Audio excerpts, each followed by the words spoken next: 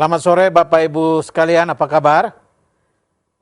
Salam jumpa lagi dengan kami di studio Sentosa Yayasan Pelayanan Pekabaran Injil Indonesia Batu bersama Institut Injil Indonesia. Kami menyambut Bapak Ibu sekalian pada sore hari ini. Bagaimana kabar atau situasi di tempat Bapak Ibu sekalian? Kami di Batu sejuk karena ada hujan tadi. Harap di tempat Bapak juga, Bapak Ibu juga sejuk. Sore-sore begini kalau boleh sejuk ya. Nah kalau sejuk-sejuk begini enaknya minum kopi, lalu ada pisang goreng. Ya kami ini hanya membayangkan saja. Dan kami harapkan Bapak Ibu di rumah bisa mempersiapkan kopinya. Juga ya ada pisang goreng boleh. Karena acara kita sore hari ini acara khusus untuk kita yang suka ngopi atau mungkin ngeteh, santai, ingin ya mungkin sudah sumpek di pekerjaan. Mari sore hari ini kita duduk santai dan kita mendengar perbincangan yang juga santai sore hari ini. Dan topiknya mungkin serius tapi kami berusaha sedemikian rupa sehingga Bapak Ibu bisa mengikuti perbincangan pada sore hari ini. Baik, salam jumpa dalam acara kita Coffee Live.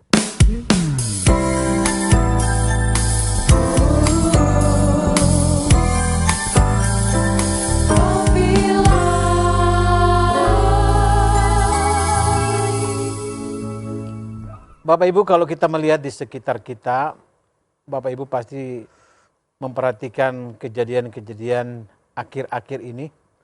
Mulai dari rumah, ada ibu-ibu yang stres mendampingi anak-anak. Bahkan mungkin bukan hanya stres, sampai kakaknya, sampai frustrasi bagaimana menolong anak supaya bisa belajar dengan cara yang baru, dengan cara online, sementara mungkin ada ibu-ibu yang juga mungkin gaptek ya, gagap teknologi, tidak tahu mau pencet yang mana. Dan juga kita memperhatikan di sekitar kita ada banyak diskusi, ada banyak webinar, semua bicara tentang situasi sekarang ini. Dan kalau kita lihat reaksi-reaksi, ada orang menyimpulkan sekarang banyak orang frustasi. Maka kemudian orang berkata ada frustasi ekonomi. Nah Bapak Ibu sore ini kita akan bincang-bincang tentang topik ini, frustasi. Frustasi apa? Ya, ekonomi? Oke, boleh. Kita lihat apa yang sedang terjadi di sekitar kita. Beberapa hari ini ada demo di mana-mana dan semua kan ada yang mengatakan ujung-ujungnya uang, ujung-ujungnya kerjaan, ujung-ujungnya ya istilah pendidikan atau istilah yang biasa kita kenal ya ini masalah ekonomi. Nah sore hari ini kita akan membahas topik ini, tapi kami akan lebih banyak melihat frustasinya. Bagaimana kita mengidentifikasi, jangan sampai Bapak Ibu di rumah juga sedang dalam situasi frustasi menghadapi situasi yang ada di sekitar kita. Baik, siapkan alat tulis, siapkan kopinya, jangan lupa di akhir dari acara kita nanti ada ruang tanya jawab, Bapak Ibu bisa mengajukan pertanyaannya. Baik, kalau sudah siap kopinya, nikmati kopinya, temukan solusinya.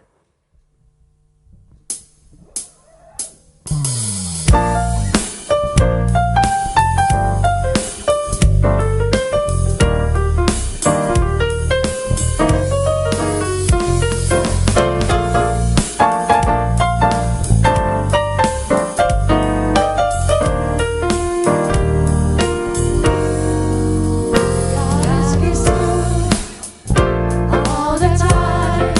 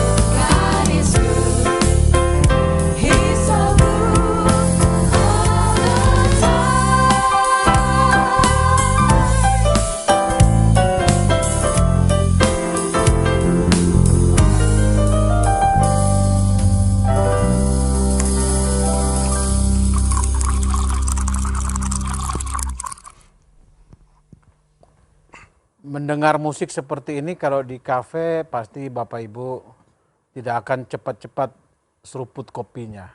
Sedikit-sedikit saja supaya jangan cepat habis. Kalau cepat diminum nanti wah sebentar lagi kita tidak bisa nikmati nih acara kita selanjutnya. Baik, sore hari ini kita sudah di studio kami sudah ada narasumber yang akan bersama-sama membahas topik ini pada sore hari ini. Saya ingin memperkenalkan dari paling kiri Pak Freddy Purwanto. Selamat sore Pak Freddy. Selamat sore Pak. Pak mic-nya ada? Oke. Ya. Selamat sore Pak. Ya Pak Freddy, dia latar belakangnya pernah belajar ekonomi.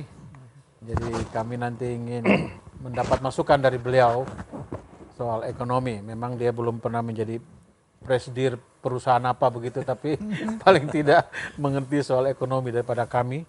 Kami hanya tahu Eko aja, Mas Eko. Baik, terima kasih Pak Freddy sudah hadir bersama dengan kami.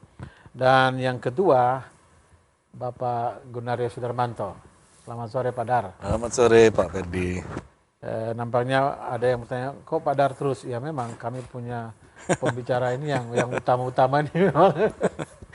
Sementara ini seperti itu. Mungkin kalau situasinya sudah lebih baik, kami bisa mengundang Bapak Ibu dari luar bisa bergabung dengan kami di sini. Tapi tunggu tanggal mainnya ya.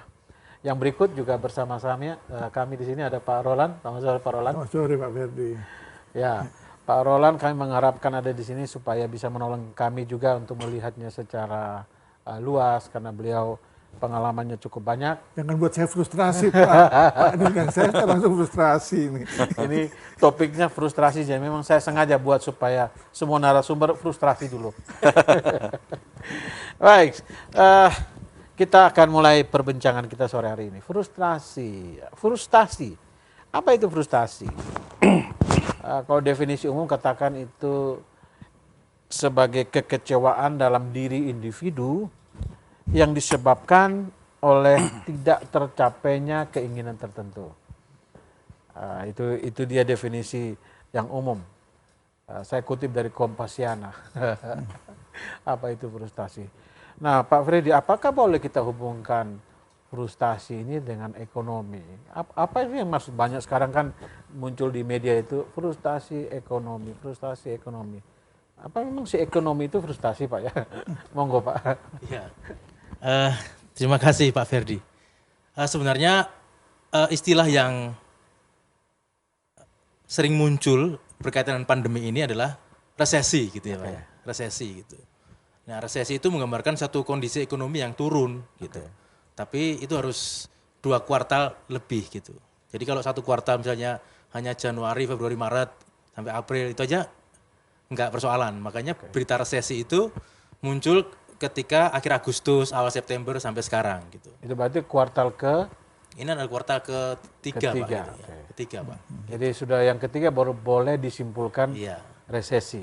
Karena dari Menteri Keuangan sudah menegaskan juga wah kita akan pertumbuhan ekonomi kita minus nih 2,9 dan sebagainya gitu Pak. Nah nanti kalau resesi ini berlangsung terus Pak gitu berapa tahun begitu, nah maka dia akan mengakibatkan yang namanya depresi ekonomi gitu. Oke. Oh, bukan frustasi ya? Ini depresi Pak. Gitu. Oh depresi. Kayaknya lebih parah itu. Depresi Pak, depresi ekonomi. Nah kalau itu nggak diselesaikan dan itu parah, maka kita akan mengalami namanya kebangkrutan ekonomi. Oh, oke. Saya pikir habis depresi gila ekonomi. Kebangkrutan ekonomi Pak gitu. Nah, mengapa sekarang muncul istilah frustasi? Saya pikir itu adalah satu statement untuk pemerintah karena mereka melihat mungkin pemerintah sedang frustasi nih mengelola ekonomi gitu. Jadi membaca tindakan-tindakannya kira-kira. Gitu. Karena kondisi pemerintah juga seperti buah simalakama Pak gitu. Apapun yang dikerjakan pasti ada titik-titik benturannya. Nah, ada yang mengibaratkan bahwa kebijakan ekonomi pemerintah sekarang itu seperti pemadam kebakaran, gitu. Kenapa kok seperti pemadam kebakaran? Karena pemadam kebakaran itu kan Pak, kalau ada kebakaran dia akan matikan apinya, tapi dengan sumber-sumber air yang dia punya. Nah sekarang negara juga digenjot untuk menggunakan sumber-sumber keuangannya untuk menyelesaikan ini, gitu. Dan ketakutan ke depan, kalau misalnya sumber-sumber ini habis bagaimana? Wah, terima kasih Pak. Ini menarik penjelasan Bapak ini. Saya baca tulisannya Pak Dahlan Iskan, dia bilang ini ibarat rumah yang kebakaran, sekarang kita lagi bersihkan puingnya, tapi sambil bersihkan itu ada di atas bara api, jadi bisa terbakar lagi. Apakah bisa masuk seperti yang Pak jelaskan tadi itu? Ya bisa Pak, bisa. Artinya kalau kita selesai nih Pak, selesai dan kita digenjot dan dia dipaksa untuk membangun cepat-cepat dan sebagainya. Nah kan ini apinya nih baranya masih ada Pak. Masih ada. Mungkin apinya udah nggak terlihat. Nah kalau kita membangun di atas itu membahayakan kita juga. Karena itu bisa tersulut lagi gitu. Begitu Pak. Wah ini mantap kali ini Pak Freddy ini. Gimana Pak Dar menurut pandangan Bapak? Istilah frustasi ini Pak. Ya, jadi mengacu dari apa yang didefinisikan tadi. Jadi ada semacam kesenjangan antara apa yang diharapkan dengan apa yang diupayakan. Jadi faktanya dengan apa yang diharapkan ada Target. ya bahasa kerennya ada disequilibrium, ada kesenjangan yang tak Jenis terjembatani. makanan apa tuh? Itu ada kesenjangan yang tak terjembatani. Oke. Nah, semakin upaya yang dilakukan semakin bertambah besar, tetapi harapan yang diharapkan ternyata semakin jauh. Di situ menimbulkan tekanan yang lebih besar. Nah, itulah pada titik tertentu kemudian orang mengatakan itu sebagai keputusasaan atau frustrasi. Frustrasi. Oke. Ah, gimana Pak Roland lihat ini secara global ini Pak? Karena bukan hanya di Indonesia ternyata ini Pak. Ya. Betul, Ya. ya. Jadi begini, yang saya mengerti secara sederhana, ketika terjadi satu krisis, apapun bentuk krisisnya, pasti mengganggu zona nyaman. Oke. Ya. Pasti mengganggu. Nah, ketika zona nyamannya terganggu, terlambat atau tidak tahu cara mengatasi, menutupi zona nyamannya, membuat orang seperti tadi, harapannya tidak tercapai. Oke. Maka terjadi frustrasi. Apakah ekonomi, kesehatan, apapun. Setiap krisis pasti mengarah ke sana. Oke. Tergantung kecepatan seseorang itu untuk merespon. Tadi Pak Portugal sampaikan, kebutuhan ekonomi Indonesia cepat nggak mengatasi.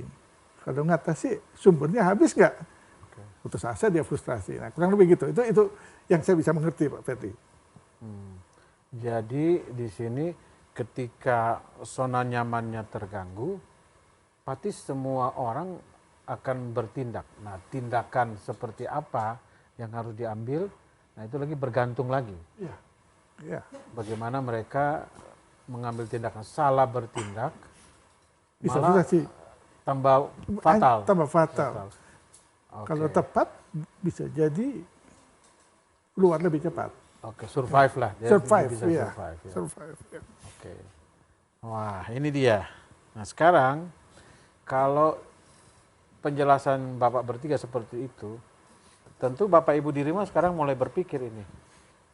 Saya enggak mengerti Bapak Ibu profesinya sebagai apa, tapi Bapak Ibu mulai berpikir, Bapak Ibu ini sedang ada di mana?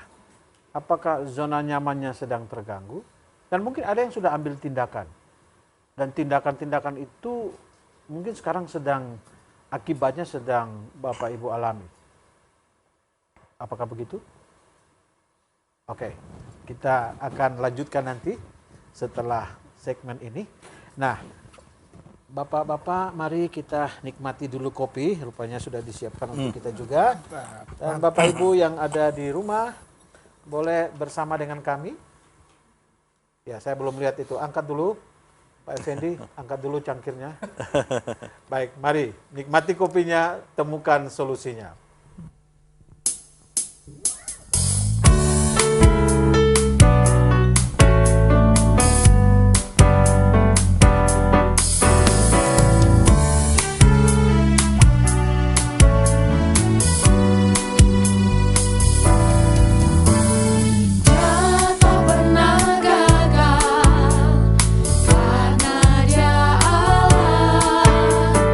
Dia tak pernah lalai.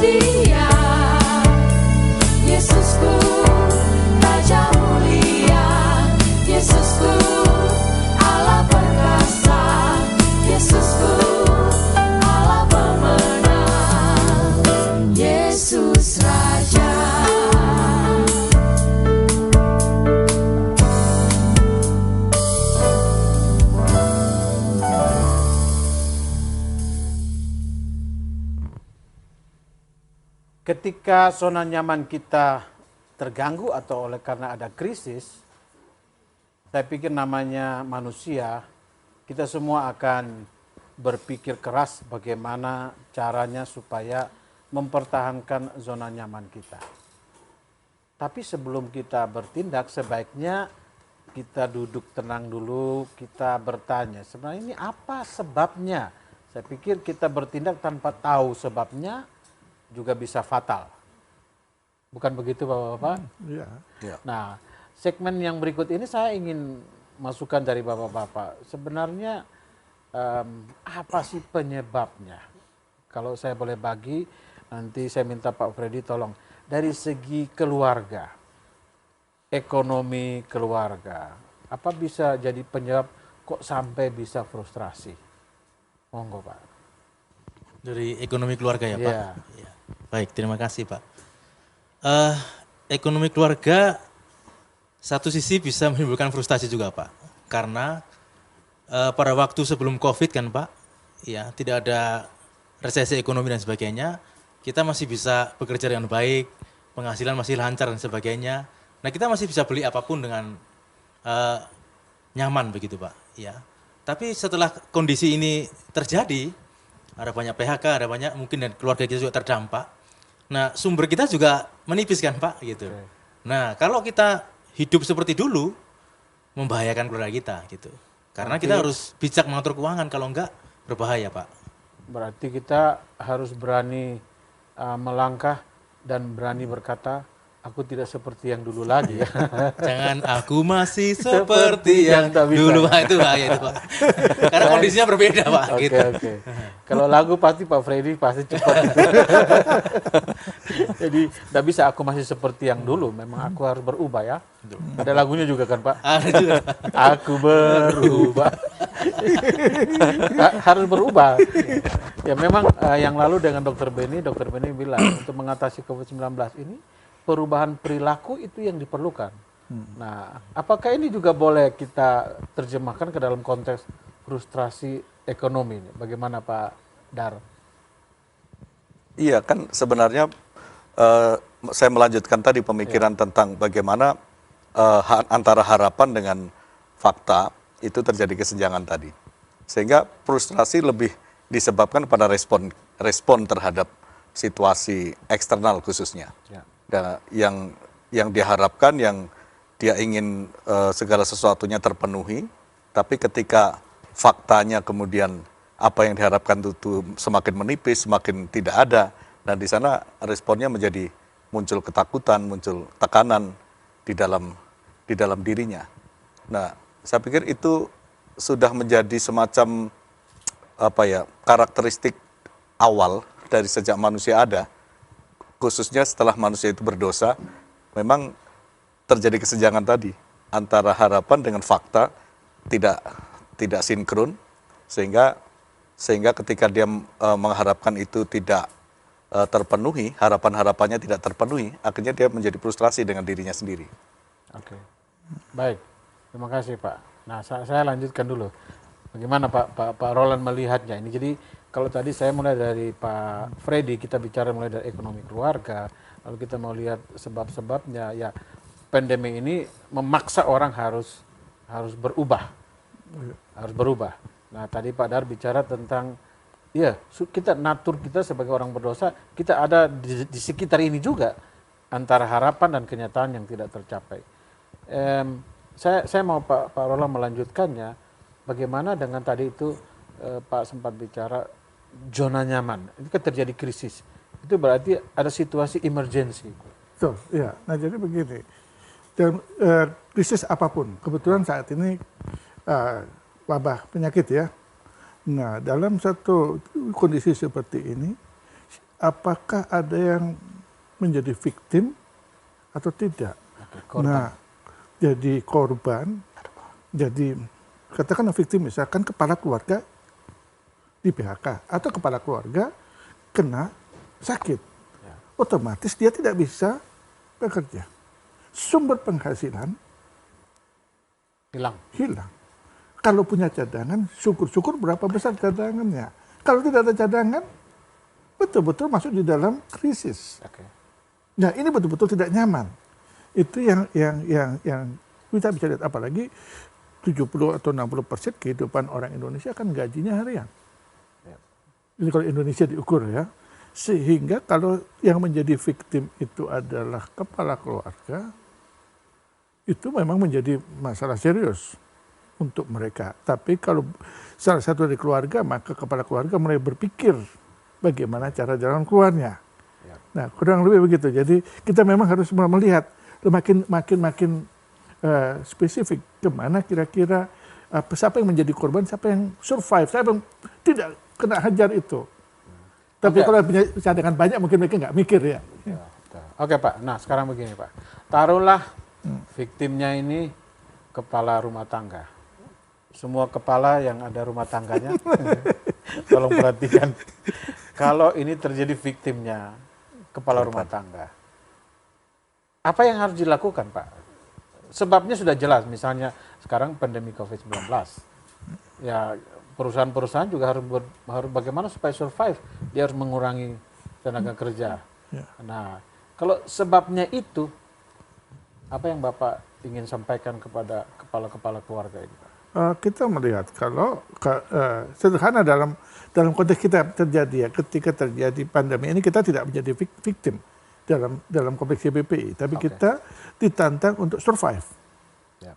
Bagaimana? Maka kita melihat secara jeli bagaimana kita dapat bertahan hidup, sustain dalam kondisi ini. Bagaimana kita dapat bertahan hidup? Apa yang menjadi ancaman di dalam kehidupan kita? Apakah papan kita terganggu nggak? Kalau orang-orang yang gaji harian bisa jadi ya, tahu-tahu nggak bisa bayar kos atau bayar. Yang Bapak maksud papan ini kan sandang, pangan, papan. Okay. Nah, kalau papan kan rumah tinggal dan sebagainya. Di rumah perhatikan jangan sampai pikir papan apa lagi. Papan masak. Triplek. Papan masak gitu ya. Terledak jadinya. Jadi kalau mereka punya rumah, kalau mereka bekerja terus tidak dapat pekerjaan, mereka berpikir bagaimana bayar rumah tinggal. Yang kontrak ini khususnya. Kontrak ya, kontrak. Yang gitu. kontrak rumah. Tapi kalau itu aman, bagaimana mereka kemudian pangannya? Bagaimana mereka cukup tidak makan? Kalau begitu 1-2 bulan mereka umumnya masih punya ya. Tapi kalau sampai namanya resesi ini quarter ya Pak ya, 6 bulan. Begini terus ya sekuat-kuatnya ya mulai sakit kepala. Perusahaan juga sakit kepala. Oke Pak, berarti yang tadi Pak Freddy bilang itu kepala-kepala di rumah nih harus mau berubah, tidak bisa seperti yang dulu lagi. Berarti soal gaya hidupnya harus ditahan gitu Pak? Iya harus. Jadi sekarang yang harus dikedepankan ini kebutuhan hidup? Iya kebutuhan hidup, harus. Bukan gaya hidup ya? Bukan. Mereka harus ke sana. Masalahnya sekarang itu iklan-iklan keluar terus ini handphone paling baru ini lebih cepat untuk anak bisa sekolah online. Sementara duit. Itulah orang tua jadi victim kan. Benar. Dengan apakah pendidikan yang memaksa, internet yang harus bayar, harus punya laptop, punya HP yang bisa pakai Zoom. Kalau HP yang bisa cuma 2G susah, tidak bisa pakai itu apa 2G lagi, 2 gigi kali ya. itu dan sebagainya itu. Karena kasihan, inilah victim ya. Yang victimnya macam-macam, bukan hanya sakit. Anak tidak punya laptop, bagaimana mereka belajar? Tidak punya HP, bagaimana belajar? Tidak ada jaringan internet, bagaimana belajar? Frustasi semua. Ya. Itu yang terjadi ya. Jadi kita melihat victimnya macam-macam. Baik. Frustrasinya juga macam-macam itu. Terima kasih Pak Roland. Nah, ini saya ingin lebih dalam lagi. Sekarang tadi Pak Roland berkata, ini fakta yang terjadi. Apa yang terjadi di sekitar ini membuat semua kepala keluarga, kepala rumah tangga harus berpikir, harus kreatif. Nah, tentu untuk berpikir kreatif harus dimulai dengan orang yang juga jangan panik. Oh tentu, ya. Nah Pak Dar tolong dulu Pak, bagaimana dengan situasi seperti begini supaya tidak panik? Karena tadi Pak menjelaskan kepada kita bahwa ya natur ini kan juga sudah ada di dalam diri manusia berdosa ini. Mau bilang tidak panik, panik juga. Bagaimana Pak melihat? Iya, situasi? Mungkin yang pertama fenomena seperti ini kan bukan sesuatu yang baru. Ya. Artinya itu berulang terus-menerus di dalam sejarah. Sejak zaman perjanjian lama dulu juga sudah ada. Alkitab bilang begitu. Alkitab Pak, sudah bilang begitu. Stres, resesi, distress, itu istilah-istilah yang sudah digunakan di dalam Alkitab. Artinya pengalaman-pengalaman itu menjadi proses pembelajaran juga bagi kita. Nah, betul bahwa tidak menjadi panik itu penting, karena respon kita terhadap situasi, pengertian mau berubah itu kan sebenarnya pada dasarnya adalah kita dituntut menyesuaikan diri dengan fakta-fakta baru. Jadi apa yang sudah saklek tadi, istilah Pak Roland, ini zona nyaman kita, ya. Tapi ketika keadaannya berubah, kita harus keluar dari zona nyaman itu, menyesuaikan diri, itulah perubahan. Kita harus, itu bukan lagi pilihan, kita mau berubah atau mau mati gitu, change or die gitu, pilihannya gitu. Nah, sehingga ketika dia berubah ya ada banyak hal yang harus ditata ulang.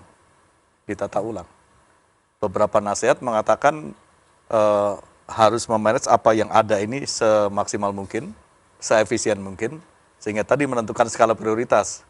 Ya, kalau HP-nya tidak perlu diganti ya tidak usah dulu gitu. Ya, dan jadi diutamakan bukan gaya hidupnya tadi ya, mesti kebutuhan hidup. Oke. Makasih Pak Dar. Nah, Pak Freddy, sekarang kalau bicara kebutuhan hidup, ya tergantung tiap orang nanti juga bisa mendefinisikan kebutuhannya kan beda-beda. Betul. Kalau saya memang sekarang butuhnya smart TV misalnya, supaya anak saya bisa lebih enak lihat di situ daripada handphone, matanya sakit. Tapi kan itu kan kebutuhan saya. Tapi bagi orang lain, itu kebutuhan, itu gaya hidup. Kan susah juga Pak. Dari sisi ekonomi, bagaimana kita mendefinisikan kebutuhan hidup itu? Sabar Pak, biar supaya yang di rumah penasaran mau ngomong apa kita ya. Baik, Bapak Ibu yang di rumah boleh kita sama-sama minum kopi dulu. Bung Moses, Ibu Elfrida, siapin kopinya. Mungkin ada tong itu, tolong tuh disiapin. Pak Sudung. Kapan-kapan kirim ke Batu. Pak Sudung saya belum lihat ini, belum absen beliau ini. Selamat ulang tahun Pak Sudung. Kita minum kopi sama-sama sore hari ini. Nikmati kopinya, temukan solusinya.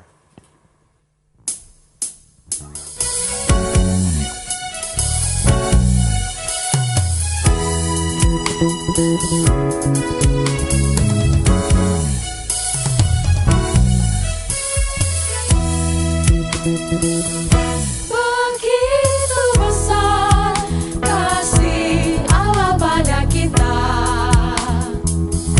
diberkatilah anak cucu kita di mana-mana. Tuhan mengubah miskin dan menjadikan kaya. Dia merendahkan dan meninggikan juga. Berbahagialah bagi orang yang percaya, anak cucunya pasti tidak akan meminta-minta, karena Allah menggenapi firman-Nya. Tiada yang mustahil bagi orang percaya. Berbahagialah bagi orang yang percaya, anak cucunya pasti tidak akan meminta-minta, karena Allah menggenapi firman-Nya. Tiada yang mustahil bagi orang percaya. Tiada yang mustahil bagi orang percaya.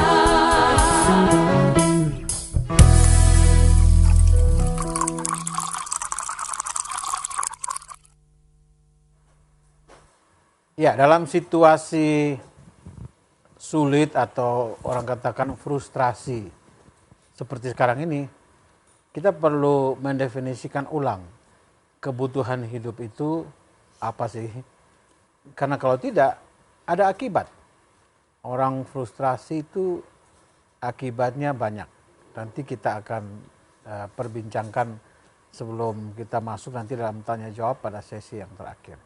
Baik Pak Freddy, tolong saya dulu Pak. Ya, baik. Terima kasih Pak. Ya memang menarik bicara gaya hidup ini Pak ya, karena dalam hukum fisika Pak dikatakan bahwa beban itu berbanding lurus dengan gaya Pak gitu. Jadi kalau hidup kita merasa terbeban betul, bebannya berat, mungkin kita kebanyakan gaya Pak. Boleh, ini menarik nih. Iya, jadi beban itu berbanding lurus dengan gaya, ini hukum fisika Pak. Gitu. Jadi kalau gaya tok ya memang Jadi makin kalau berat beban kita ya. mungkin terlalu berat ya, mungkin kita kebanyakan gaya. Oke. Wah ini jangan sampai ini semua di rumah mulai mikir ini, kayaknya saya berat kali ini. Ah, kebanyakan gaya ini. Gitu, Pak. Monggo Pak. Nah, supaya bebannya tidak terlalu berat, maka betul kita harus memilah kebutuhan, gitu ya Pak ya. Jadi kita mengenal ada kebutuhan primer, sekunder, dan tersier. Gitu ya. Jadi kebutuhan primer itu kebutuhan yang untuk sandang pangan papan tadi, ya. Lalu tersier kan kebutuhan akan barang-barang yang kemewahan gitu, jadi mobil dan sebagainya. Hanya kita perlu melihat dulu Pak. Melihatnya begini, tidak semua mobil itu merupakan kebutuhan yang itu merupakan hal mewah bagi kita. Mengapa? Kalau bagi misalnya saya pribadi di kompleks ini, mobil itu akan menjadi kebutuhan barang mewah gitu ya. Karena itu tidak menghasilkan apa-apa untuk saya. Saya ke kantor bisa jalan kaki dan lebih sehat Pak gitu ya. Makanya lebih banyak parkir ya. Ya gitu. Sehat Pak gitu. Tapi kalau pekerjaan saya adalah penjual es batu keliling, malah mobil itu kebutuhan primer saya. Oke. Karena itu saya perlukan untuk produktivitas saya. Makanya dalam memandang primer, sekunder dan tersier juga kita harus melihat siapa diri kita gitu. Jadi kebutuhan kita yang utama adalah satu, kebutuhan untuk bertahan hidup. Yang kedua adalah kebutuhan untuk mengembangkan diri atau produktif, Pak. Yang sebagai wadah untuk kreativitas kita. Gitu. Begitu, Pak. Bagi saya begitu. Ya. Misalnya saya ini kan bukan petani Pak, tapi situasi ini ya terpaksa tanam kangkung lah. Cabut bunga tanam kangkung, bunga di halaman tanam kangkung. Itu yang sekarang ada di depan mata yang harus dipenuhi gitu Pak ya. Iya betul Pak. Ada tanggapan mungkin Pak Dar dari apa yang dijelaskan beliau? Monggo. Tapi nanti kalau mau belajar inovasi di tentang stagnasi, bisa datang ke Batu ketemu Pak Roland Pak. Ini buktinya banyak nih, Pak. Buktinya banyak soalnya. Oke. Wah, ini langsung ditembak ke Poron. Poron langsung nanggapi Pak. Ini bahaya nih Pak. Bikin frustrasi ini. Pada waktu saya frustrasi, ide muncul. Oke. Kalau nggak frustrasi, ide nggak Wah, muncul. berarti mesti sering-sering frustasi. Jangan. Tapi ya perlu sekali-sekali frustrasi Sekali-sekali, perlu. oke. Ngalami frustrasi. Jadi memang kita melihat kalau kita apa sih kita perlukan. Jadi khususnya pada saat ini kan kita butuh sehat. Ya. Berarti perlu makanan sehat, perlu air minum yang baik. Hal-hal itu maka kita concern ke sana gitu loh. Ya. Gitu. Bukan ya kalau perlu TV ya tunda dulu gitu kan. Tapi kalau punya duit mau beli TV yang 100 inci juga boleh lah. Itu terserah kalau yang punya duit. Tapi kalau nggak punya duit jangan lah. Tapi Saya rencana meminta Pak Roland malah. oh gitu. Oh, lagi nggak punya duit soalnya. tapi ya kita harus berpikir. Ya. Harus berpikir karena bukan untuk diri kita. Betul. Kita berpikir siapa yang harus kita juga bertanggung jawab untuk Kelangsungan ini. kelangsungan bersama. Nah itu harus kita mulai berpikir. Kalau tidak mampu berpikir ke sana atau tidak berani melangkah dan harus buang gengsi. Karena kan kita kadang-kadang gengsi kita, gak cocok saya pegang itu lagi. Masa saya dalam seperti ini saya kembali lagi pegang itu. Enggak boleh ada gengsi. Karena dalam krisis semua orang keluar dari zona nyaman, masuk kepada harus berani bertindak. Harus realistis. Dan realistis dalam hidup. Nggak usah malu. Apa masalahnya? Kalau kita malu ya kita gengsi ya. Yang tadi itu gaya. Kebanyakan gaya. Kebanyakan gaya. Nggak usah kita gaya-gaya kan. Ya kita kerjakan aja. Apa salahnya? Baik. Makasih Pak. Pak Dar Pak. Iya, saya rasa itu benar ya bahwa Yang benar yang mana Pak Freddy? iya tadi mempercakapkan bagaimana memenuhi kebutuhan dasar. Kan? Oke. Saya pikir itu yang menjadi tingkat stres yang lebih tinggi kan apabila kebutuhan dasar ini mulai terancam. Di situ pasti tingkat stresnya lebih tinggi. Tingkat frustrasinya lebih tinggi. Sehingga dalam kondisi seperti itu tadi jangan panik, tapi kemudian mulai menata potensi internal yang ada pada kita apa, itu di-manage dengan baik, kemudian baru melihat eksternal, segala kemungkinan yang ada di luar kita apa, itu mulai dipetakan, diinventarisir, dan mana yang bisa dimasuki, dan nanti mungkin bagian akhir ada faktor vertikal Pak, ini yang menentukan sekali. Betul. Ketika potensi kita tidak bisa diandalkan, ketika potensi eksternal juga tertutup, nah, ketika jalan tidak ada pasti ya tinggal vertikal ini yang menjadi breakthrough ya. Tapi Pak, lebih baik tidak usah tunggu sudah tidak ada Sudah jalan tetap lagi ya, baru ke atas ya. betul, betul. Jadi itu Gimana, Pak bukan Freddy? jalan akhir ya. Iya toh. Iya, betul. Hitung-hitungin, tapi jangan tunggu nanti sudah buntu semua baru Iya. lihat ke Betul, Pak, atas. betul. Itu berarti sudah hancur dulu baru lihat ke atas.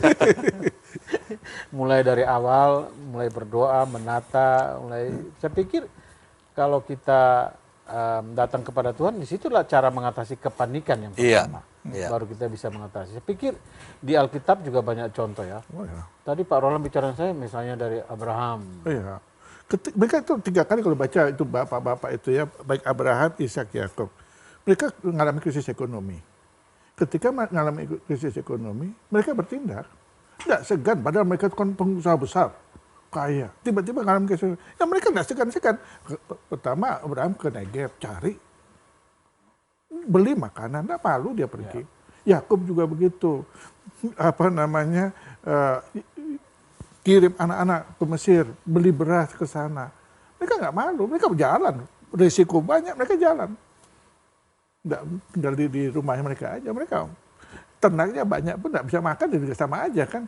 Jadi maksud Bapak, dalam situasi kita ini, salah satu tindakan kita mengatasi frustrasi, ya jadi diri sendiri, nggak usah malu gitu ya. Oh iya, iya, iya. Ya toh? Ya. Nggak usah Yang seringkali menjadi persoalan itu nanti itu gengsi. Kita tahan gengsi sampai apa yang mau dibanggakan itu gitu. lagi Pak. Apa yang mau dibanggakan?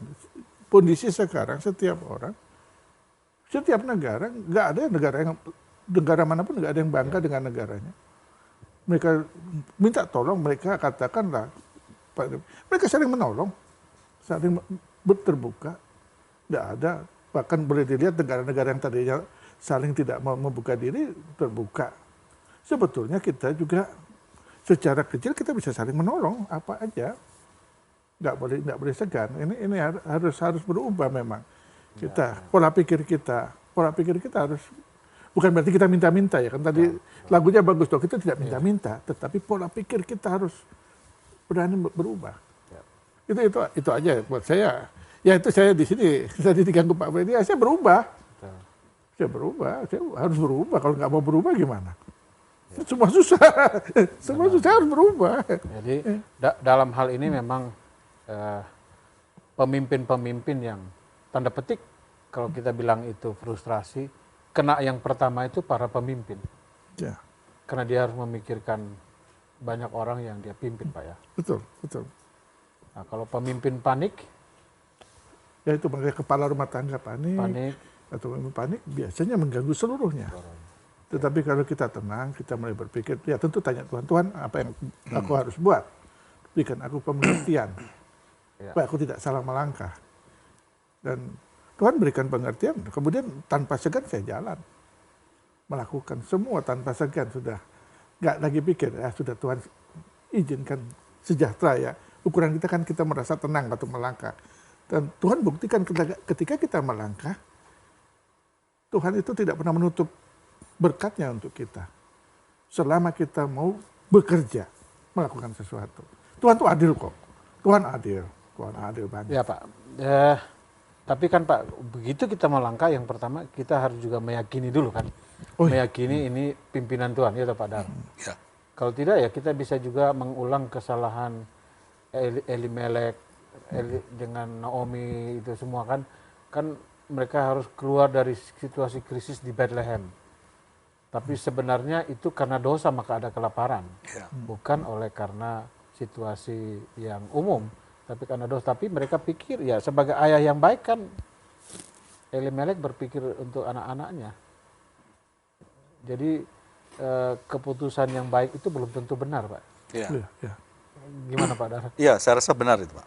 Salah satu kata yang paling sering digunakan dalam Alkitab itu kata kesesakan untuk menggambarkan sebuah depresi. Itu diterjemahkan dalam bahasa Inggrisnya itu distress. Jadi stresnya tingkat tinggi. Dalam keadaan distress itulah banyak dicatat dalam Alkitab, berseru-serulah orang percaya itu kepada Tuhan. Nah, saya pikir itu merupakan titik awal yang baik ya.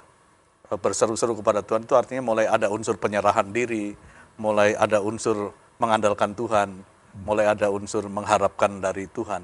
Nah, dalam keadaan ketika tidak ada jalan keluar ya, akhirnya Tuhan membukakan jalan. Nah, seperti yang Pak Ron katakan tadi, pasti akan ada Tuhan tunjukkanlah, entah kamu harus ke Mesir, entah kamu harus kemana, itu pimpinan Tuhan menjadi jelas ketika dia berseru-seru ya, dengan sungguh-sungguh. Nah, ketika berseru di situ mulai ada relasi dengan Tuhan, saya pikir itulah ketenangan itu mulai didapatkan, mulai berpikir jernih, ya tidak hanya objektif, tapi benar ya tadi. Karena yang baik belum tentu benar juga tadi. Nah, itu sesuai dengan pimpinan Tuhan tadi. Nah, saya jadi teringat kesaksian Ibu Monica. Dia bilang, berserah atau menyerah. Ya.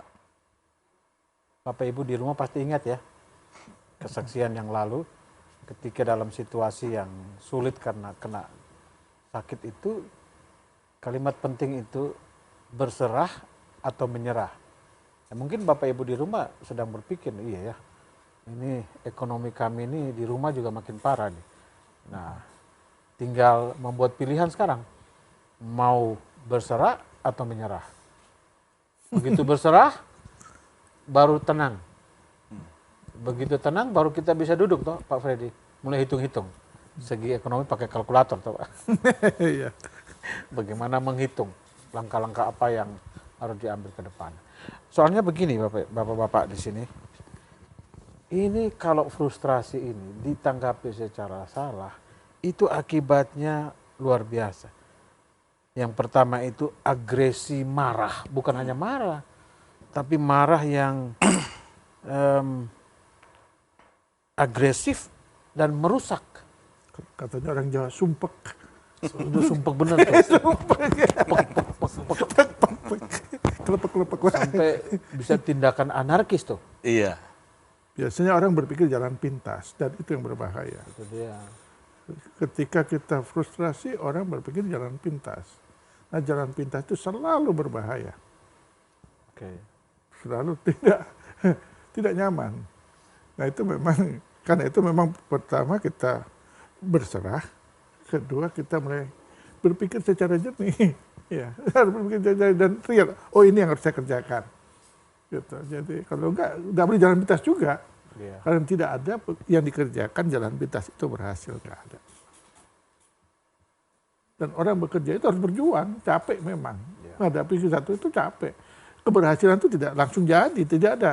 Kita mengerjakan sesuatu langsung jadi. Sampai kepada rasa nyaman itu tidak pernah langsung jadi, tidak ada. Tidak ada. Harus bekerja keras. Gitu. Ya. Jadi memang harus kerja keras. Ya Pak Freddy. Siapa? Betul, Pak. Kerja keras untuk mengatur tadi itu gaya dan beban itu. Ya kalau bicara kepada orang lain lebih mudah, tapi untuk diri sendiri memang harus disiplin, harus berani berkata tidak, harus berani keluar. Oh ya. Kita harus mau berubah kan begitu Pak Freddy. Iya, Pak. Betul, Pak. Bapak hanya betul saja nih. Ya, karena perubahan itu memang diperlukan, Pak, gitu. Saya setuju dengan Pak Ron dan Pak Dar tadi bahwa kita nggak boleh panik dalam kondisi ini, gitu. Dalam ilmu manajemen itu dikatakan kalau kita gagal merencanakan, kalau kita gagal dalam perencanaan, berarti kita merencanakan untuk gagal, gitu. Jadi kalau kita nggak bisa duduk tenang dan kita dikuasai kepanikan, kita nggak bisa membuat perencanaan yang baik. Dan itu akan membuat langkah-langkah kita selanjutnya itu banyak jatuhnya, Pak, gitu. 100 untuk Bapak. Mungkin kita harus minum kopi dulu tuh. Mari Bapak-bapak. Ya, yang di rumah, mari kita sebelum melanjutkan ke segmen yang terakhir, kami mau mendengar ada masukan atau pertanyaan dari bapak-bapak atau ibu-ibu yang ada di rumah berkaitan dengan topik ini, supaya ya kita sama-sama bisa mengatasi frustrasi, rasa frustrasi, dan kita kemudian bisa bersaksi bahwa Tuhan masih ada menyertai dan menolong kita. Amin. Baik, mari kita nikmati kopinya, temukan solusinya.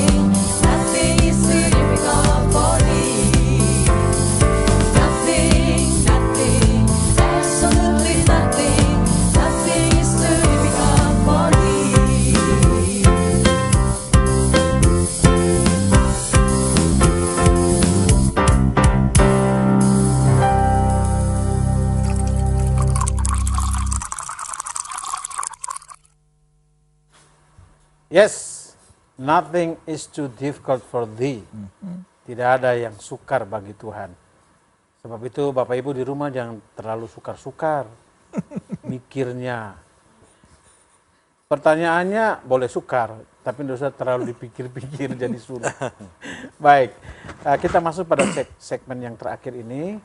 Kami ingin memperhatikan pertanyaan dari Bapak Ibu dan kita coba untuk memberikan tanggapan dan masukan kiranya ini menjadi solusi bagi Bapak Ibu sekalian. Mari kita perhatikan pertanyaan yang pertama dari seorang ibu di Toraja. Salam Pak Pendeta, apakah resesi yang terjadi bukan hanya di Indonesia? Betul Bu, bukan hanya di Indonesia, tapi juga di dunia ini merupakan bentuk dari penghukuman Allah atas dunia karena dosa manusia yang rusak ini. Jika demikian, apa solusinya? Jadi pertanyaan Ibu E dari Toraja, apa yang terjadi sekarang ini penghukuman Allah atas dunia karena dosa manusia. Lalu apa solusinya? Kalau Ibu mau jawaban yang paling singkat, bertobat.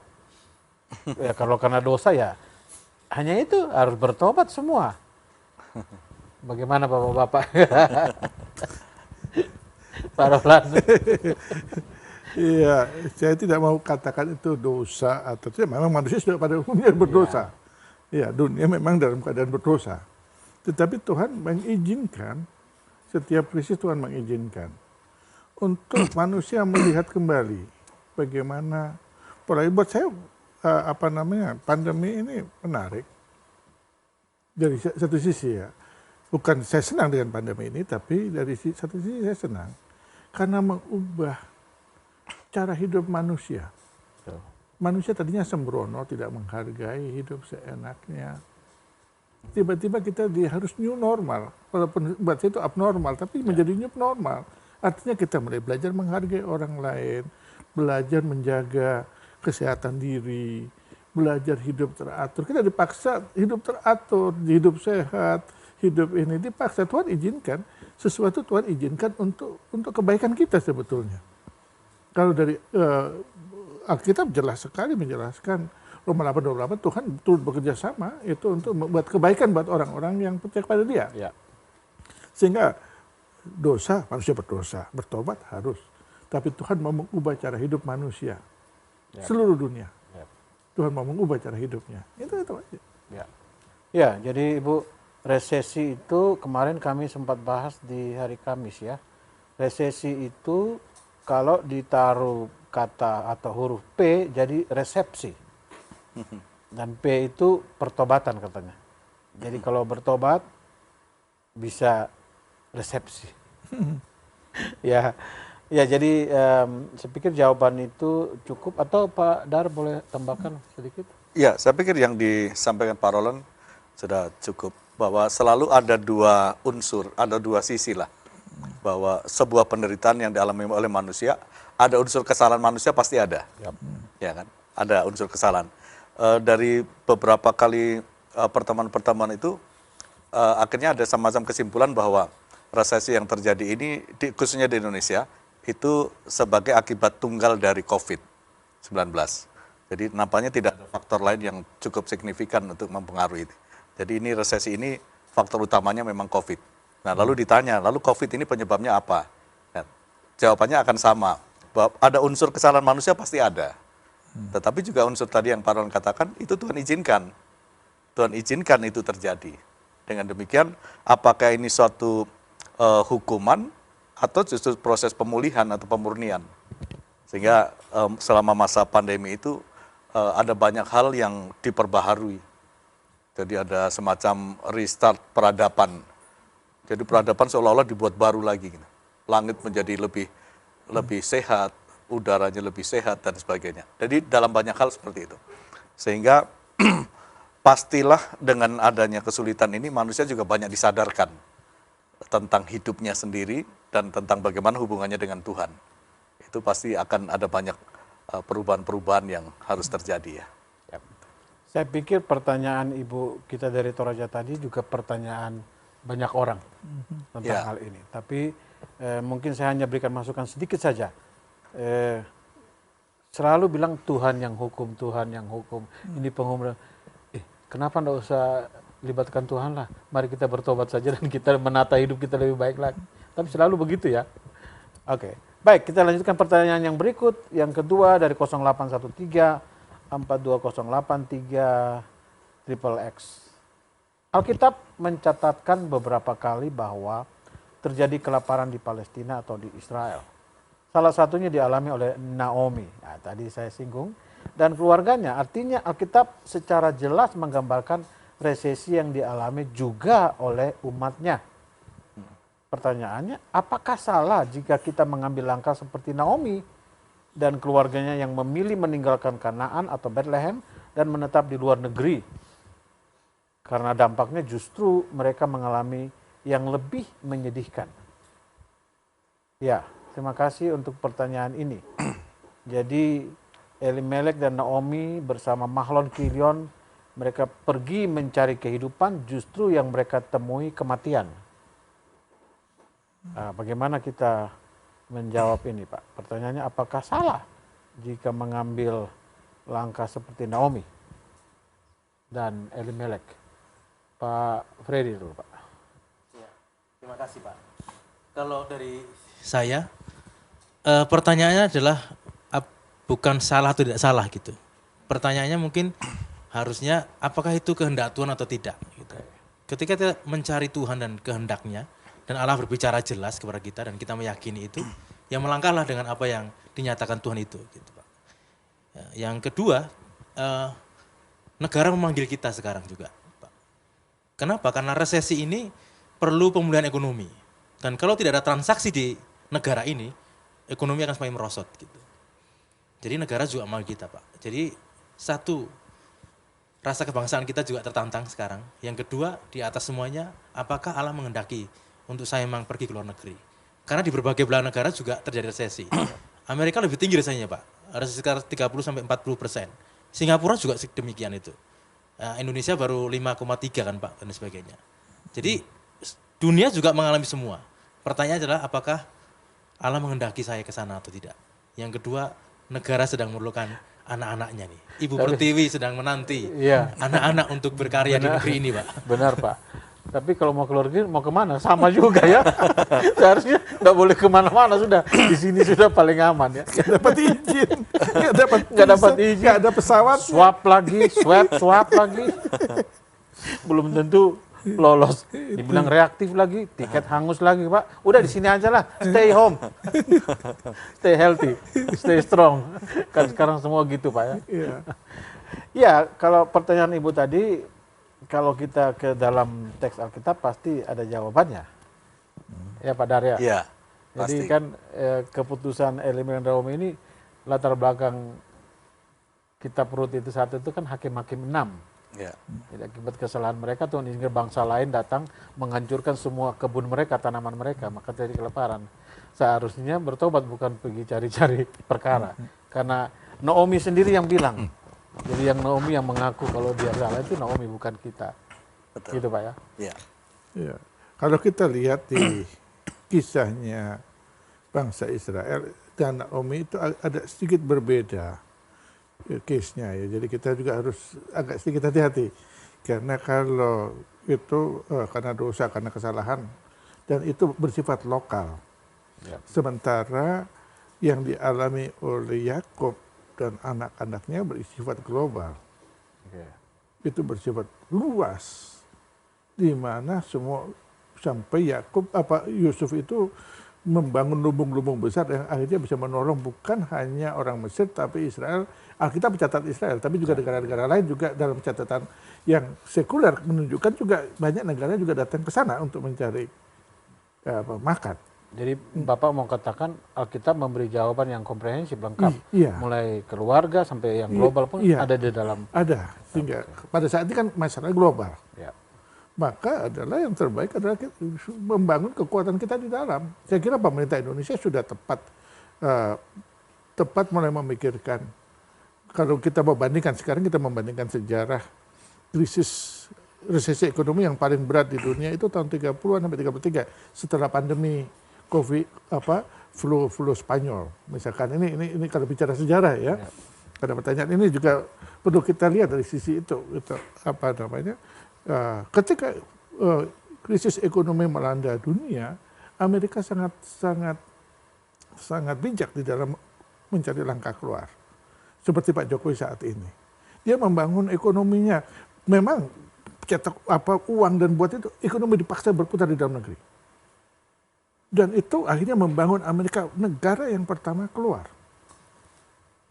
Nah, saya kira Pak Jokowi memberikan subsidi-subsidi begitu banyak, walaupun itu ada juga pinjaman-pinjaman luar negeri, tetapi dikontrol begitu tepat untuk ekonomi tetap berputar dan membangun banyak sekali yang dibangun sekarang infrastruktur dan hal-hal yang membangun untuk kita bangun. Jadi dari sisi ini saya kira langkahnya sangat menarik untuk kita lihat ya dari sisi pemerintah saat ini mengambil langkah karena itu ada perbandingan negara-negara kalau kita bicara secara luas. Ya. Tapi secara prinsip kalau ini ceritanya lain ya. Kita ini kan agak lain ini. Ya. Dosa dia lari ke luar negeri tambah celaka gitu celaka. Ya. Ya. Jadi penanya ini ya di rumah aja lah. Mau kemana lagi? Baik, pertanyaan berikut dari Manado, dari Pak Ferry di Manado. Menurut bapak-bapak, kita ya. Apa yang bisa dilakukan atau apa sumbangsi yang bisa gereja atau orang percaya lakukan untuk negeri tercinta ini dalam menghadapi resesi ekonomi yang melanda bangsa kita? Gereja atau orang percaya yang bisa kita lakukan, sumbangsi kita. Pak Dar. Ya, tentu pertama-tama sebagai institusi rohani, tentu gereja berfokus pada membangun spiritualitas jemaat ya.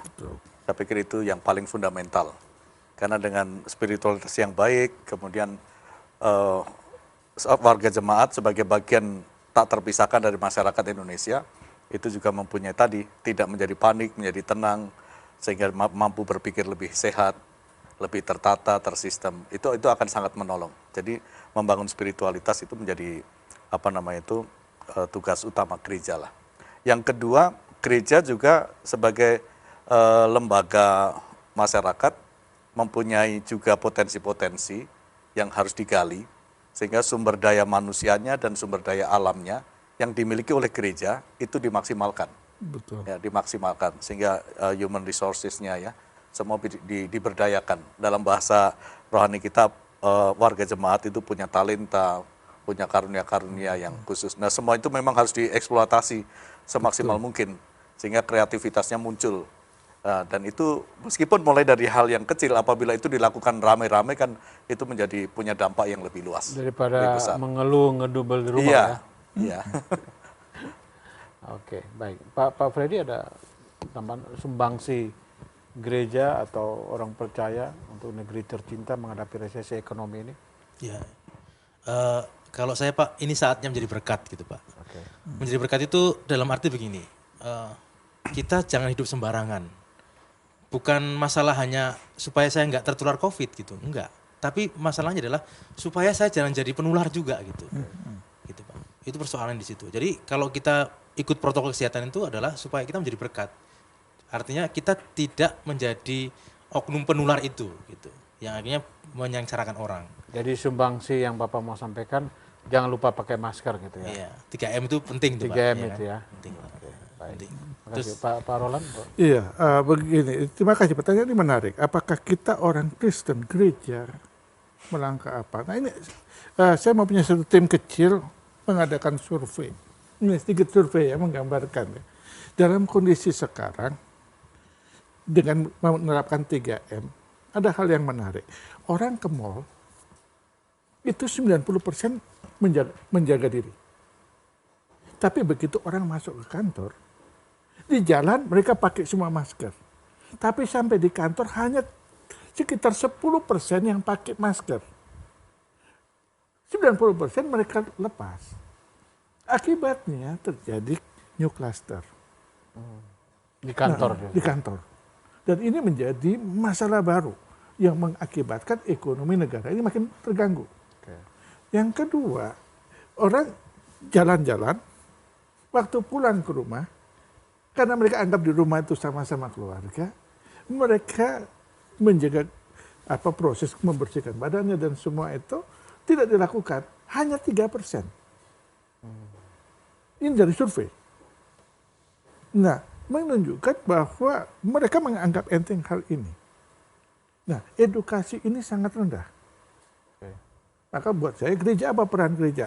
Kita tidak bisa menghadapi ekonomi, kita itu negara mengurus dan menolong kita. Tetapi jika sikap kita benar, dari survei ini, justru orang yang tidak disiplin inilah sebagai agen.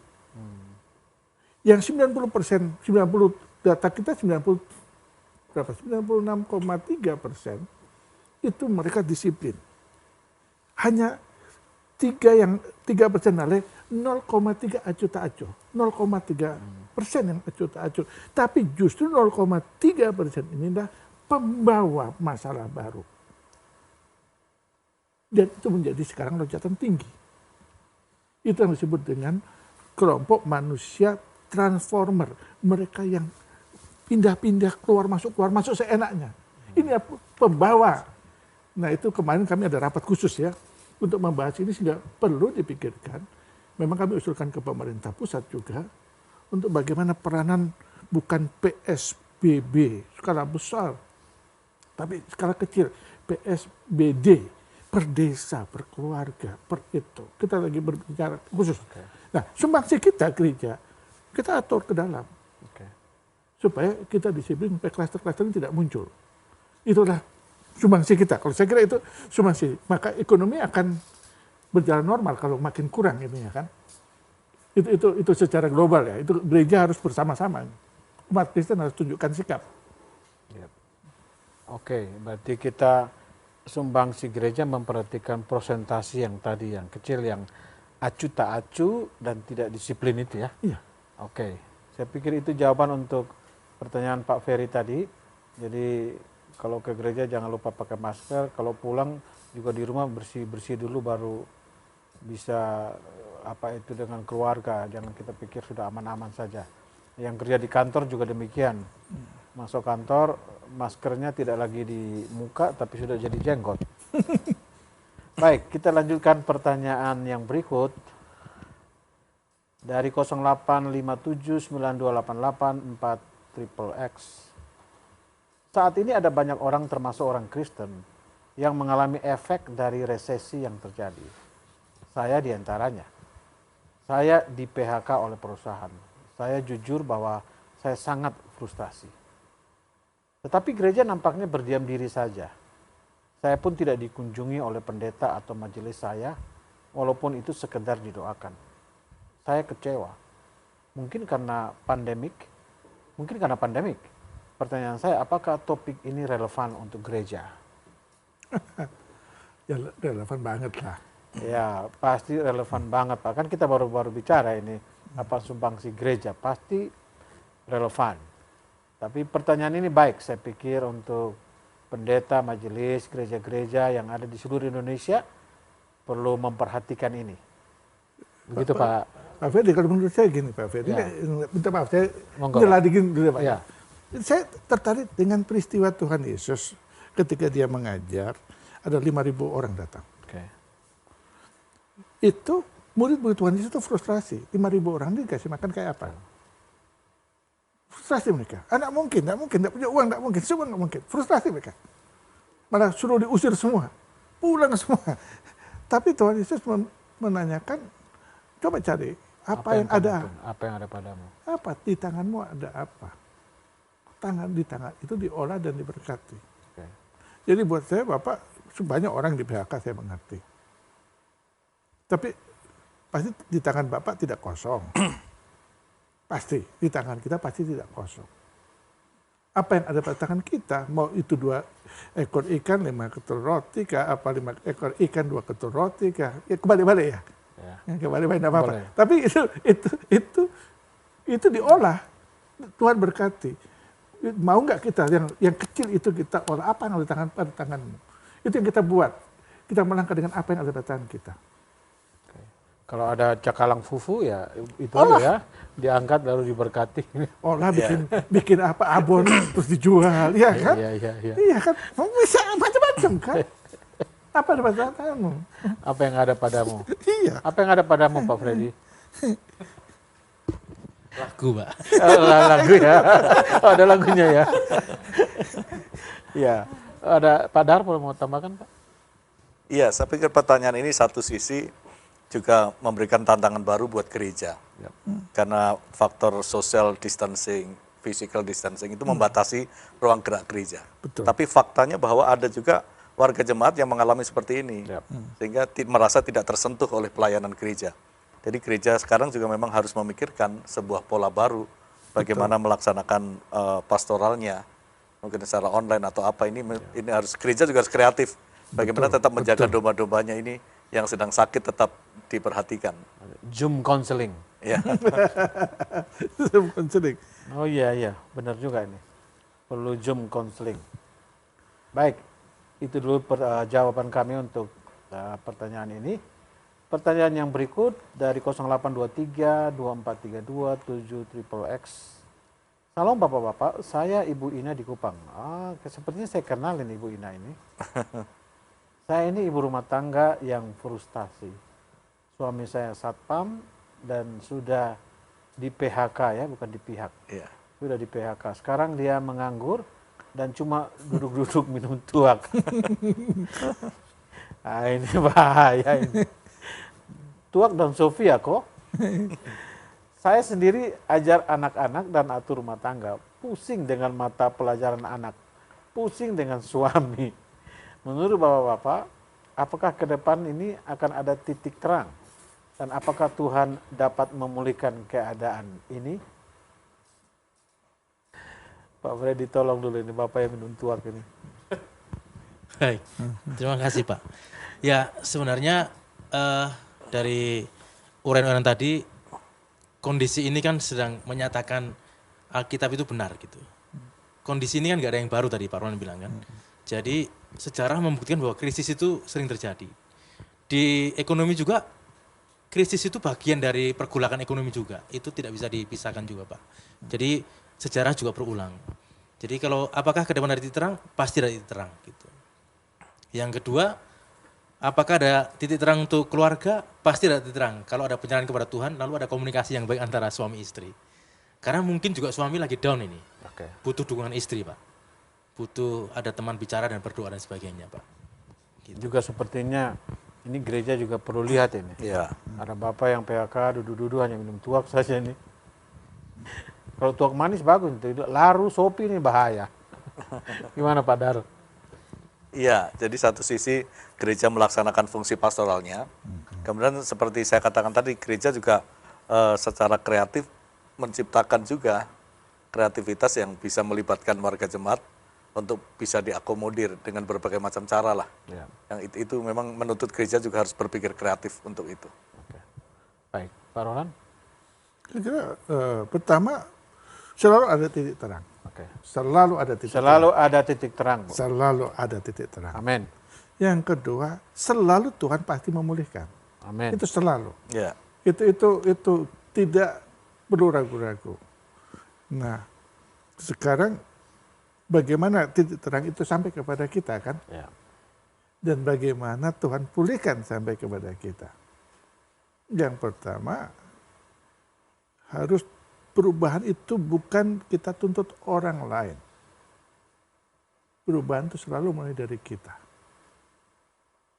Sejahtera dan bahagia itu dimulai dari diri kita memberikan sesuatu kepada orang. Bukan meminta dari orang sesuatu. Itu prinsip Alkitab. Terlebih berkat memberi Iya. daripada Bukan hanya sekedar memberi uang, memberikan kasih, perhatian, pengampunan dan sebagainya. Itu kunci. Jadi titik terang di mana dimulai? Dari kita. Ribuan kali Alkitab lebih bahaya, keras lagi ya. 7 kali 7 ya, mengampuni, memaafkan. Kalau saya mungkin frustrasinya sudah berkali-kali, tapi Alkitab tidak itu. Artinya sejelek apapun dalam tanda kutip ya, suami peminum, bukan berarti Tidak ada masa depan. Tidak ada masa depan, tidak Hanya ada. sementara aja. Iya, sebentar. Oke. Baik, terima kasih Pak Roland. Apakah masih ada? Oh, masih ada satu lagi, mungkin yang terakhir kan? Edo dari Papua. Apakah demo yang sedang marak belakangan ini juga adalah bentuk dari frustasi ekonomi masyarakat Indonesia? Jika demikian, bagaimana seharusnya orang percaya bersikap?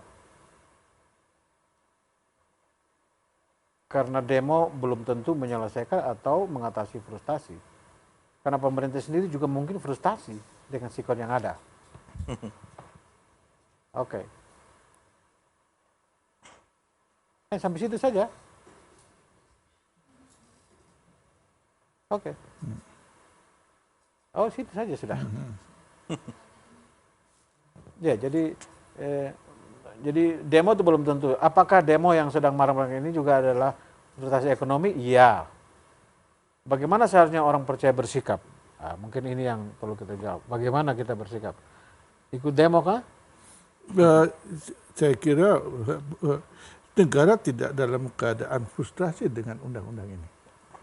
Kalau menurut pengertian saya, negara tidak sedang frustrasi. Kalau kita bisa mengerti sedikit aja kata Omnibus.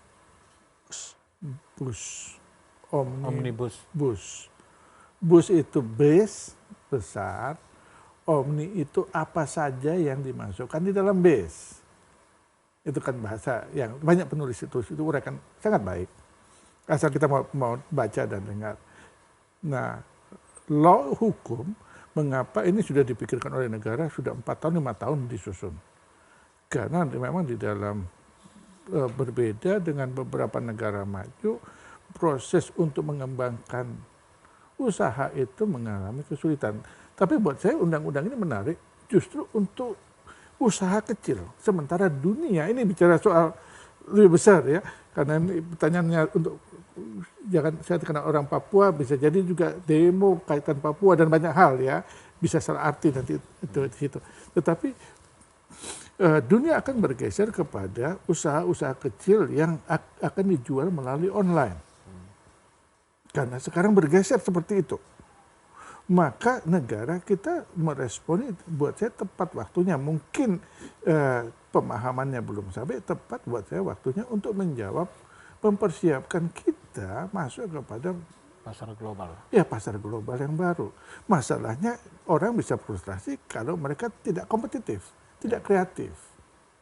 Kalau hanya tunggu aja atau orang-orang yang minta maaf hanya mencari uang dengan cara jadi apa namanya itu ya pajak kiri kanan atau ya cari jalan pintas. Usaha bekerja jalan pintas memang mereka frustrasi. Tetapi orang yang kreatif akan masuk. Jadi buat saya demo ini saya tertarik demo-demo ini bolehlah menyatakan pendapat ya, tapi jangan merusak. Itu aja. Ya. Sebagai orang Kristen, kehadiran kita boleh menyatakan pendapat, tapi tidak boleh merusak. Ya. Jadi saya kira ini harus clear dari kita. Para mahasiswa Kristen juga boleh menyatakan pendapat, tapi jangan merusak. Itu fasilitas negara yang dibangun, justru kita menjadikan krisis ekonomi tambah. Karena semua berapa, katakan yang dihancur-hancurkan, itu berapa banyak negara harus memulihkan. Ya. Nah itu kan rugi semua.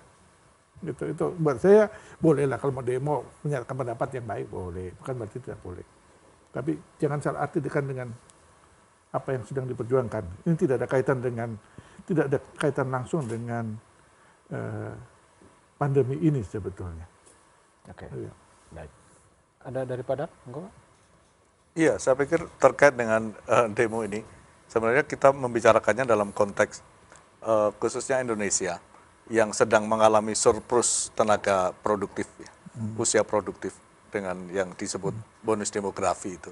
Kita sendiri sedang surplus tenaga produktif itu, tenaga muda yang harusnya menghasilkan sesuatu, mencapai 70% jumlahnya. Nah, dalam waktu yang bersamaan tiba-tiba ada COVID-19. COVID-19 mengakibatkan sekian juta orang di PHK dan menjadi pengangguran baru. Sementara tenaga produktif tadi yang baru tamat kuliah dan sebagainya belum tertampung. Jadi terjadilah penambahan jumlah pengangguran yang luar biasa. Maka solusi pemerintah tidak ada pilihan, memang harus menyediakan lapangan kerja sebanyak-banyaknya. Diperlukan jutaan lapangan kerja baru yang harus diciptakan. Nah, dalam konteks itu kan Omnibus Law ini memayungi semua upaya itu sehingga lapangan kerja yang tercipta itu terlindungi dan ada proses simplifikasi, penyederhanaan proses, prosedur-prosedur yang tadinya rumit dipotong semua kan. Jadi sehingga menjadi lebih sederhana dan sebagainya. Itu usaha dari pemerintah saya pikir sudah tepat tentang hal itu. Nah ini memang perlu disosialisasikan lebih luas mungkin sehingga dapat dipahami oleh semua pihak sehingga tidak terjadi kesalahpahaman. Baik, terima kasih. Saya pikir sudah cukup. Bapak Ibu yang ada di rumah, terima kasih untuk kebersamaan kita pada sore hari ini. Frustasi bukan barang baru. Frustasi sudah ada dari dulu. Cuma frustrasi berhadapan dengan hal-hal yang mungkin bagi kita baru, tapi juga Alkitab berkata di bawah kolong langit ini tidak ada yang baru. Sehingga yang dituntut dari kita adalah bagaimana kita menanggapi frustasi situasi seperti ini dengan bijak. Yang pertama, don't panic. Jangan panik. Bagaimana supaya tidak panik? Sebagai orang percaya kita punya Tuhan. Janjinya selalu ya dan amin, dia tidak pernah mengingkarinya. Sebab itu kenapa kita harus terus tinggal dalam rasa frustrasi, putus asa. Sementara kita yakin janji Tuhan itu pasti. Sebab itu Bapak Ibu, apapun situasi yang sedang kita alami, mungkin mulai dari rumah tangga, mungkin ada kepala rumah tangga yang harus berhenti kerja. Mungkin ada ibu-ibu yang juga mungkin tidak sampai hati melihat suami tidak bisa kerja. Dan memberikan tanggapan yang berbeda-beda. Ada ibu mungkin marah. Ada juga mungkin bapak-bapak oleh karena situasi itu marah dan lain sebagainya. Mari, don't panic. Semua orang, bukan bapak ibu saja mengalami. Ada banyak di dunia ini. Banyak orang juga mengalami hal yang sama. Tapi kita punya Tuhan yang selalu memberikan kepada kita jalan keluar. Yang diperlukan adalah berserah. Jangan menyerah. Tuhan ada dan siap menolong Bapak Ibu sekalian. Sebab itu tetap semangat. Jangan menyerah, tapi berserah kepada Tuhan dalam situasi seperti sekarang ini. Baik, sepertinya kopinya masih ada, kita harus selesaikan. Mari Bapak-Bapak. Bapak Ibu di rumah juga mungkin sudah teguhan terakhir. Mari nikmati kopinya, temukan solusinya.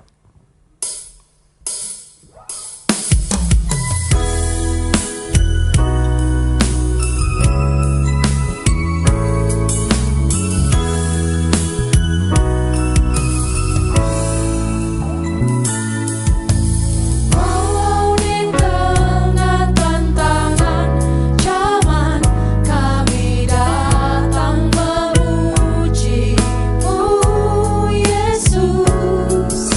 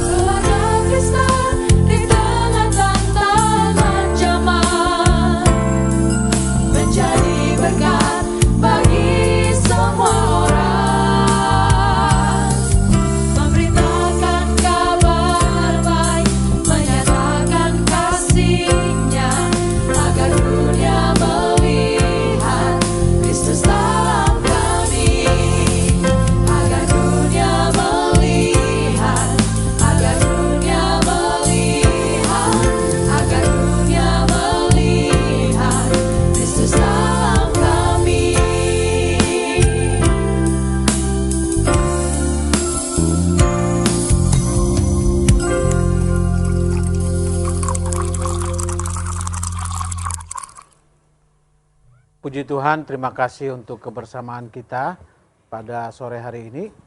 Sebelum berpisah, saya ingin ingatkan Bapak Ibu, jangan lupa besok hari Minggu bisa bergabung lagi bersama kami dalam Sunday Service From Batu to the World. Kemudian jangan lupa tiap hari Selasa dan hari Kamis dalam Prayer and Worship Night. Bapak Ibu bisa lagi bergabung bersama kami dalam doa-doa.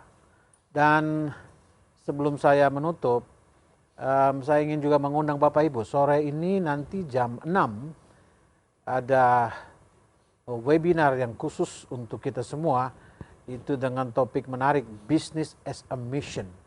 Bapak Ibu silakan mendaftar. Saya harap masih bisa. Ini waktunya singkat, tapi kalau boleh secepatnya Bapak Ibu mendaftar. Dan narasumbernya ada Direktur Mind ID Orias Petrus Modak, juga ada Pak Roland. Jadi setelah ini beliau harus cepat kembali ke studionya sendiri untuk melanjutkan acara berikut. Dan juga Rektor Institut Injil Indonesia akan memberikan sambutan untuk acara ini. Dan Bapak Ibu silakan mendaftar, dan nanti jam 6 bisa sambung lagi. Kita akan bicara lebih luas dan tapi juga dalam. Kita bicara bagaimana hubungannya bisnis dengan misi dan bisnis. Sebab itu saya undang Bapak Ibu yang sedang bersama kami boleh melanjutkan. Ini kan malam minggu, malam panjang, jadi boleh tahu panjang-panjang di depan TV dan juga handphonenya.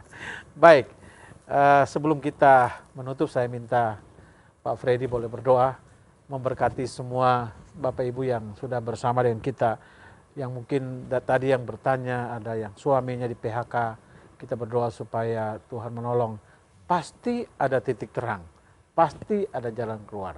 Tapi kita berdoa supaya keluarga-keluarga makin berserah kepada Tuhan. Hanya Tuhan yang mampu memberikan jalan keluar. Mari Pak Freddy. Mari kita berdoa. Kami bangga memiliki Allah sebagai sumber terang, dan kami bersyukur oleh karena Allah itulah yang akan membawa kami terus meyakini bahwa pasti akan ada titik terang dalam segala hal. Dan kami berdoa supaya Allah sendiri terus menolong kami untuk bertindak dengan tepat, meresponi keadaan yang ada dengan tepat, dengan hikmat yang dari Tuhan. Dan kami berdoa Tuhan untuk umat-Mu, orang-orang yang terkena dampak dari COVID-19 ini, kami berdoa supaya Allah sendiri mengangkat mereka, menolong mereka untuk bangkit, sehingga mereka boleh pulih dari kesehatan mereka, tapi juga pulih dalam ekonomi keluarga mereka. Mereka bisa berkarya untuk memenuhi kebutuhan mereka, tetapi terlebih dari itu untuk menyatakan kemuliaan Tuhan. Terpujilah Engkau, di dalam nama Yesus Kristus Tuhan, kami berdoa dan bersyukur. Amin. Bapak Ibu jangan lupa, sampai jumpa minggu depan jam 4 sore dalam acara kita Coffee Live. Tuhan Yesus memberkati.